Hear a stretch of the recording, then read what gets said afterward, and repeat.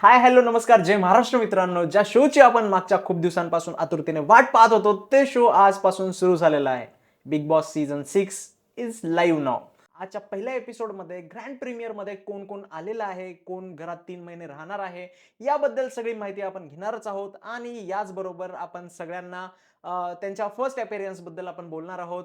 आणि बिग बॉसचं घर कसं आहे, या सगळ्या गोष्टी आपण आज या व्हिडिओमध्ये आपण पाहणार आहोत. त्यासाठी व्हिडिओला लाईक करा आणि चॅनलला सबस्क्राईब करा, कारण आपण या पूर्ण सीझनला रिव्ह्यू करणार आहोत. तर मित्रांनो, चला सुरू करूयात. यावेळेसचं बिग बॉसचं घर जरा युनिक आहे. जिकडं बघावं तिकडं दारं, खिडक्या सगळेच 800 दारं, 900 खिडक्या. या गाण्यासारखंच आहे काहीतरी. जिथे पाहिलं तिथे दारच दिसतायत, खिडक्याच दिसतायत. आणि जी मेन थीम आहे ती पण दारापासूनच सुरू होते. लाइक जे कंटेस्टंट येतात त्यांना 2 दारं निवडायची असतात. एक तर मेहनतीचं दार आणि दुसरं झालं आपलं शॉर्टकटवाला दार. तर बहुतेक जणांनी मेहनतीचं दार निवडलंय. आता आता काही दिवसात हेच जे मेहनतीचं दार निवडलेत, तेच जर कामचोरपणा करत असतील, तर यात नवल वाटून घेऊ नका. कारण साले सगळे कामचोरपणा तर करणारच आहेत. भलेही ते इथं मेहनतीचं दार चूज केले असले तरीही. तर मित्रांनो, या सीझनमध्ये 17 पार्टिसिपंट आहेत आणि त्यापैकी 8 मेल्स आणि 9 फिमेल्स आहेत. त्यापैकी बहुतेक जण जसं की मी सांगितलं, की मेहनतीचा दरवाजा चूज केला आहे. आता याकडे पाहायला खूप इंटरेस्टिंग आहे, की लाइक जे 2 ग्रुप ऑलरेडी झालेले आहेत आता घरामध्ये, जे की मेहनतीचे आणि जे शॉर्टकट वेने आलेले आहेत. त्यामध्ये बिग बॉस काय करेल याकडे सर्वांचं लक्ष आहे आणि आपण पण उद्याच्या आणि येणाऱ्या एपिसोडमध्ये पाहणारच आहोत. पण मला असं वाटतं, की ज्यांनी मेहनतीचा दरवाजा चूज केला आहे, त्यांना बहुतेक पहिल्या वीकमध्ये सगळे कामं करावं लागतील, असं मला वाटतंय. आपण पाहूयाच पुढे काय होतं. पण सध्या तरी मला तसं वाटतंय, की मेहनतीच्या दाराने जे आलेत त्यांना काम करावं लागणार आहे. आणि जे आयतं खाणार आहेत ते तर मोस्टली शॉर्टकट वेने आलेले आहेत. आता आपण बोलूयात कंटेस्टंट बद्दल. कोण कसा आहे आणि त्यांचा फर्स्ट अपीअरन्स कसा होता. सर्वात पहिली कंटेस्टंट होती दीपाली सय्यद, जे की एक ॲक्ट्रेस आहेत आणि पॉलिटिशियन्स आहेत. हां, त्याच आहेत ज्या पार्टी तुटल्यानंतर एका सेनेसोबत होत्या आणि नंतर त्यांनी सेना स्विच केली. हां, त्याच आहेत. त्यांनी बेसिकली एक तिकीट मागितलं होतं, जे की आमदारकीचं होतं, पण त्यांना बिग बॉसचं मिळालं. त्यांचं पॉलिटिकल करिअर तर चालूच आहे. त्यामध्ये ते आपल्या आता घरामध्ये कोणाकोणाला आपला औरामध्ये ते इन्क्लूड करून घेतील, हे पाहणं युनिक राहणार आहे.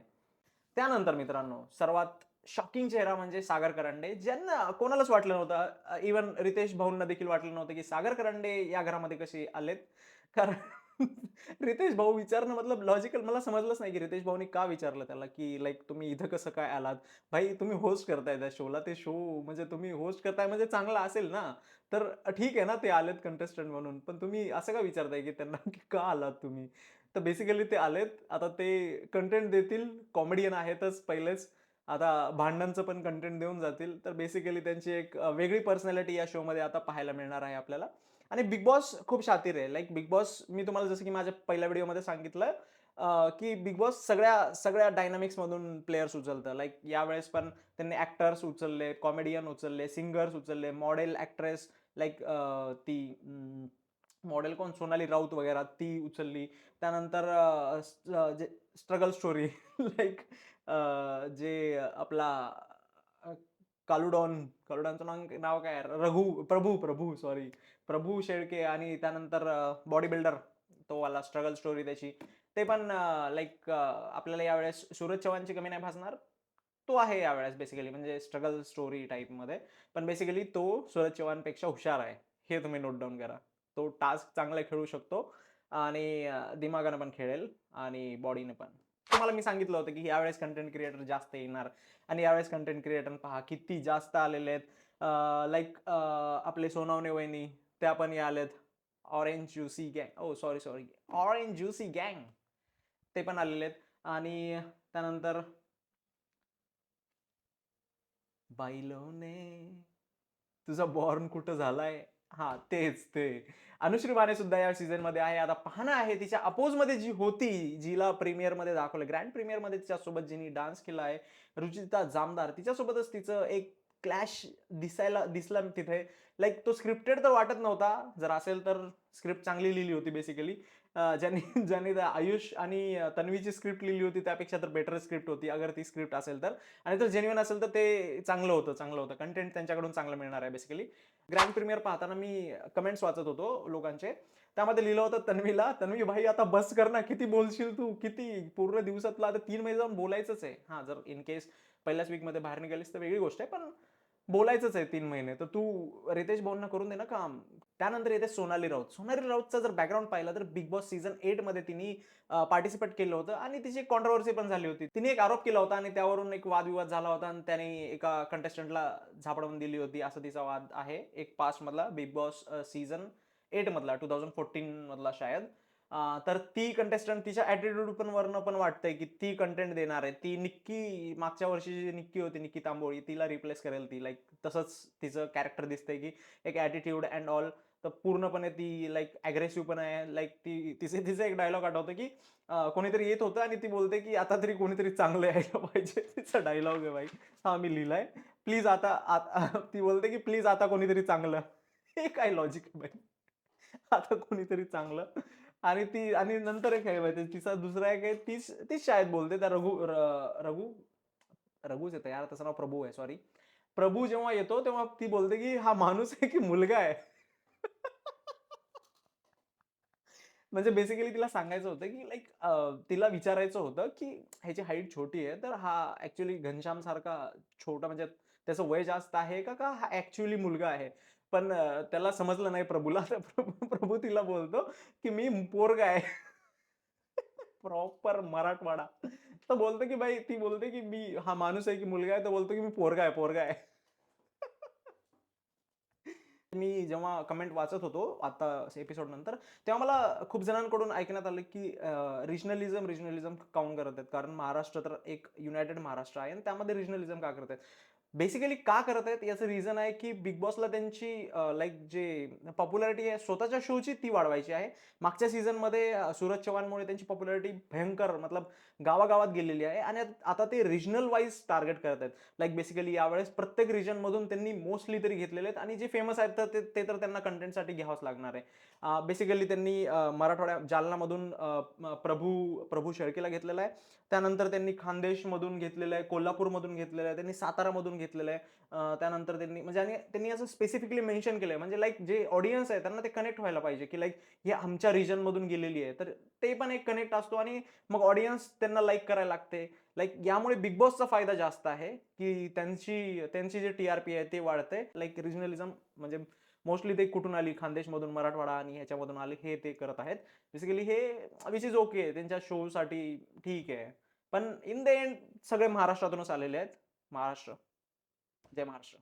आणि बेसिकली मतलब सर्वात या सगळ्या कंटेस्टंटमधून मला सर्वात जास्त लाइक कंटेंट देणारी वाटते सोनाली राऊत. दुसरी रुचिका जामदार. तिसरी अनुश्री माने थोडंफार देईल ती मतलब स्टार्टिंगला जे आल्या-आल्या फॉर्ममध्ये जे कंटेंट देईन ना, जी झगडे करेन, जे भांडण करेन छोट्या-छोट्या गोष्टीवरून, तर ते हे मला 3 वाटतायत. त्यानंतर मला राधा पाटील वगैरे थोडे सॉफ्ट वाटले मला. त्यानंतर हां, जे सरकार आहेत लाइक दिव्या शिंदे, ती पण एक आहे. तिचं पण बाहेरची तिची साइड मतलब जे आपण Instagramवर वगैरे पाहिलं त्यावरून कळतं, की ती कंटेंट देऊ शकते लाइक स्टार्टिंगलाच, की लाइक तिचे भांडण वगैरे होऊ शकतात लाइक कोणत्या कोणत्या गोष्टीवरून अँड ऑल. या बेसिसवर मी सांगत आहे तुम्हाला. त्यानंतर सॉफ्ट वाटलं तर राधा पाटील एक वाटली सॉफ्ट मला. त्यानंतर ती जी जास्त बोलते ती तन्वी एक बोलते, ती फक्त बोलणारीच वाटते. लाइक मला नाही वाटत तिच्यावर जर कोणी तिच्यावर 3-4 दिवसामध्ये ती एकदा तरी रडेल असं वाटतं मला. त्यानंतर कालू डॉन लाइक काय नाव प्रभू शेळके तर त्याला तर गेमच समजणार नाही पहिले काही दिवस. तर त्याला सगळेजण समजवण्यातच जातील. आणि भाई सोनाली वहिनी वगैरे ते त्याचा ग्रँड प्रीमियरमध्येच तो अनकम्फर्टेबल फील झाल्यासारखं वाटत होता. कशामुळं काय नाही हे तर माहिती नाहीये, बट थोडंफार फील झालं, की तो अनकम्फर्टेबल वाटत होता. त्यानंतर प्राजक्ता शुक्रे एक जी की सिंगर आहे, ती बेस्ट सिंगर. तिचे मी गाणे आज पाहिलं आणि मला आठवलं, की हे मी लहानपणीपासून गाणी जे ऐकत होतो, ते यांनी गायलेले आहेत. भाई ते ते ते पण मला सॉफ्ट वाटलं सध्या. आणि यावेळेस बिग बॉसकडून एक मिस झालं, जे की एक जास्त एज्ड पर्सन नाही आणलं त्यांनी. लाइक मागच्या सीझनमध्ये किंवा जर बिग बॉस 19 जर तुम्ही पाहिला असेल, तर ती कुनिका जी होती, त्या लेव्हलचं कोणी ओल्ड एज कंटेस्टंट नाही आणला त्यांनी. का नाही आणला? कारण नाही माहिती का मिळाला नसेल. पण जर आणला असता तर इंटरेस्टिंग राहिला असतं. कारण तो एक रूल करायला टाइप प्रयत्न केला असता आणि बाकीचे त्याच्या विरुद्ध गेले असते. ते पाहायला इंटरेस्टिंग राहिलं असतं. बेसिकली हे जिंकत तर नाहीयेत, पण पाहिलं असतं त्यांचं म्हणजे मागच्या वेळेस पण वर्षा जी होत्या, त्यांचा पण एक होल्ड होताच. ते त्यांचं त्यांनी खूप शेवटपर्यंत मतलब त्यांनी फर्स्ट तर नाही केला. त्यांनी खूप खूप दिवस ते टिकल्या गेममध्ये. तर हे पाहणं इंटरेस्टिंग होतं. यावेळेस ती एक गोष्ट बिग बॉसकडनं मिस झाली.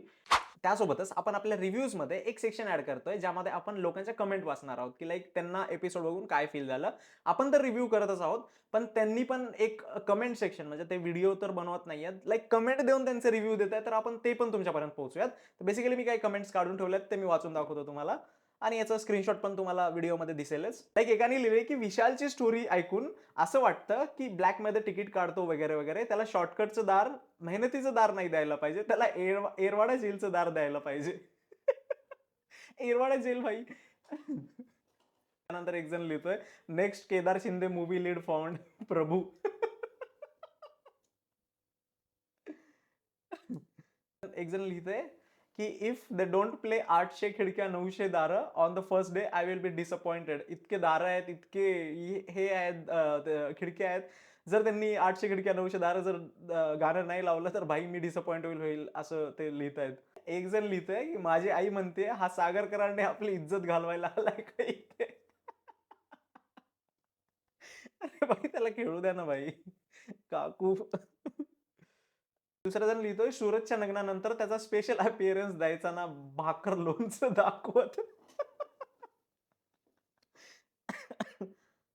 एक जण लिहितोय, lot of Manjrekar, lot of Manjrekar. It's just a joke हां. मतलब कोणी पण आपल्या मनावर घेऊ नका. हे लाइक लोकांनी फनी कमेंट म्हणून केलेले आहेत. तर त्यासाठीच मी तुम्हाला वाचून दाखवतोय. एक जण लिहितोय, "we didn't respect you enough." खाली घनश्यामचा फोटो देतोय आणि त्याच्या खाली लिहितोय, त्याच्या खाली एक प्रभूचा फोटो देतोय आणि हा त्याची शिक्षा म्हणून देतोय. अरे भाई! त्यांना असं का वाटतंय, की राईम-शाईम केलं तर खूप मज्जा-बिज्जा येईल ऑडियन्स-बिडियन्सना. रितेश भाऊनी आज खूप जास्त राईम-शाईम केलेलं आहे. तर बेसिकली एक कमेंट येते, की त्यांना असं वाटतंय, की राईम-शाईम केलं तर खूप मज्जा-बिज्जा येईल ऑडियन्स-बिडियन्सना. ऑडियन्स क्रिएटिव्ह आहे भाई. एक जण त्याच्या खाली लिहितोय, भाऊचा धक्का बोरिंग पक्का. अरे बाप रे बाप! भाई एकाने ते फोटोवाला मीम दिलाय. "तन्वीबाई जरा गप्प होशील का?" तिचं बोलणं ऐकून.